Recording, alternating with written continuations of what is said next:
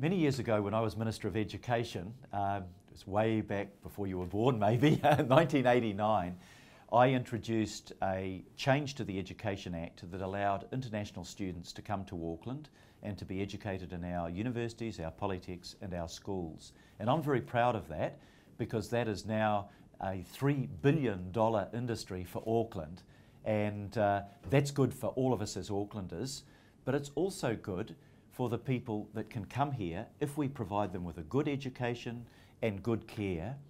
And if they have the skills that New Zealand needs, it makes sense for those people to be able to stay and work here because they're not new to New Zealand. They've spent several years of their life living here. They've built up their networks. They know people in the local Chinese community. They know people in the wider community. And they know that they want to live in New Zealand because they have been living here. So it's a very good way to get highly skilled people coming to New Zealand, making the decision they want to stay here, and then to be able to welcome them. But again, it needs to be around the skills that we as a community need. So my encouragement to our international students would be to study for the skills that are in demand in Auckland, because that will make it so much easier to get permanent residency in our community and to raise their families as young Kiwis in New Zealand. Well, I said before my vision was to make Auckland a place where talent and enterprise wanted to live. And I was talking about keeping talented young New Zealanders in this country rather than have them leave for, Sydney or Melbourne or London or wherever they might go, but also to attract the most talented people we can to our country. So how do we do that? Well, as Minister of Trade, I had a lot of experience in working to attract investment, working to develop trade. I'm very proud of negotiating the free trade agreement with China. Chen Deming was Minister of Commerce at that time, and Wen Jiabao witnessed our signing of the free trade agreement along with Helen Clark.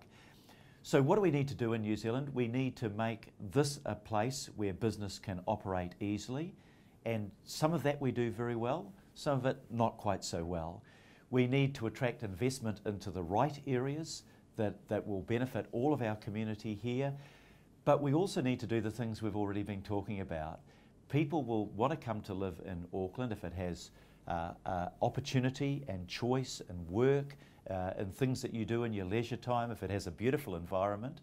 But we also need to make it affordable for people, because if you come here for the first time and you have to buy a house and you find that Auckland is one of the 4 least affordable cities in the world, you'll be struggling as a new migrant coming to New Zealand, just as those that are first home buyers in New Zealand are struggling to buy their first home. And you want to come to a city that you can move around easily in. So we do need to solve those problems of housing and transport in order to make this a really attractive place for business, for new migrants and for investment. I'm always impressed at how hardworking people are that migrate here from China, how entrepreneurial they are. That's great for our city, that the value they place on education and the value that they place on family. All of those things are good, and I've grown up in a city that has changed hugely since I was a child, but it's richer in our culture and in our diversity. In some places in the world, diversity leads to division. In Auckland, I think we've been more fortunate than that. I think that we've had a largely harmonious and tolerant society that says that diversity can enrich us, all of us. And I see young Chinese children growing up in New Zealand, growing up as young Kiwis, but proud of their culture, proud of their heritage. So to our Chinese community, a big xie for your contribution.